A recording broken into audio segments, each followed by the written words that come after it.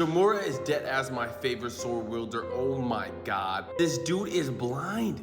And he blinded himself. Deadass reminds me of Fujitora from One Piece, bro. They both blinded themselves and they both OP with the sword. I'm telling you, the way he's moving in this chapter is different. And he has an original sword. He doesn't even have his enchanted blade yet. Imagine him with his enchanted blade. Kagurabachi Chapter 51. This chapter is named Samura. So we get a flashback of Shimura and Chihiro and Shiba. Shiba brings Chihiro to Samura's house. Shiba is really interested in Chihiro, even asking how old he is, which he's 14 at this time. This is why I say he reminds me of Fujitora. He's like, I wish I could see his face. This is when Shiba reminds him that he basically blinded himself. He did this due to his own beliefs, and he believed that like with the eyes you get all these worldly desires, leading humans to hell. So he wanted to free himself from that, so that's why he blinded himself. Cold.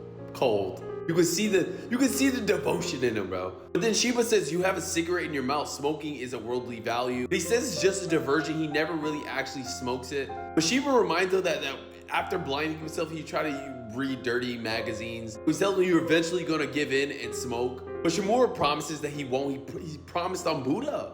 Chihiro thinks back on what his father said about Shimura, that he has the fastest sword work he's ever seen, that he is worth seeing. Chihiro can't believe this. You see him practicing his sword work on like a wooden panel. It doesn't go all the way through. Shimura comes up to Chihiro saying, you're hesitating. Tell him to give him the sword, as he's gonna demonstrate and show him how to do it.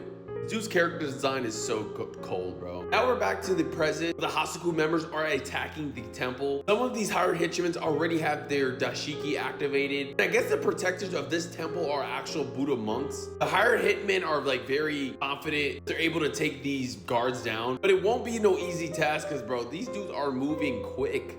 After landing a devastating blow, he looks around and sees double the amount of Hasaku members that were first reported. All the Buddhist monks, I think there's only 3 of them, they're tasked to taking down all the Hasaku members and making sure that the sword wielders don't get attacked. They're able to blow through into the temple. As one of the monks sees Samura there waiting for him, telling him to run away, he says he can't just let them sacrifice his life just for his. This guy's a cold man, bro. We love him. We then see the 2 Kumunabi agents and then Hakari. Hakari's telling them to go help Shimura. But Hakari also has these weird symbol that came across his head. I don't think I've ever seen that on him. But they assured Hakari that the best thing they could do is nothing, meaning that Shimura doesn't need help at all. We will be a hindrance to him. We can see Shimura and the Hasaku hitmen's coming through. Shimura is waiting for him, and he's also forgive. He's going to defile the sanctity of the Buddha temple he's in. He's better put in so much work. We finally see him lighting up that cigarette that he said he would never light up. He smokes it in one puff, like, god damn.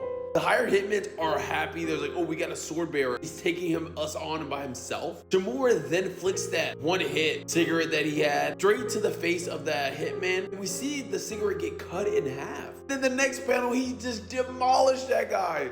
It was so quick, the dude is still smiling. Like, look at this. Oh. And Shimura uses sound to help him attack. And Yoju knows that they're gonna figure this out soon. And they do. He knows that he's blind and only has original sword. So they're gonna just go back and hit him from distance with sorcery. We then see Shimura uses his sword to like clink his sword from the sheath. And then he attacks the same sorcerer trying to run away and attack him from a distance. He's confused. He's like, I didn't even make a sound.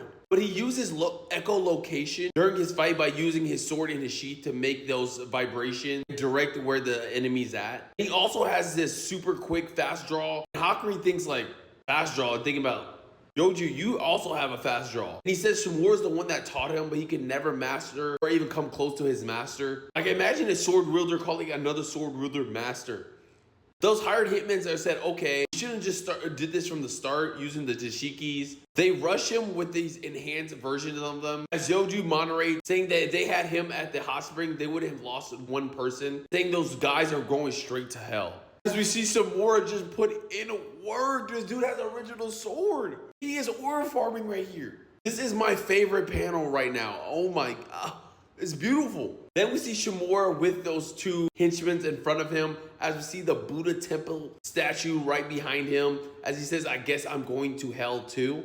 In the last panel, we get to see the flashback how Chihiro watches Samura cut down that practice wood cleanly as he's amazed. We get his full name, Senshi Samura, the owner of the enchanted blade, Tobamu.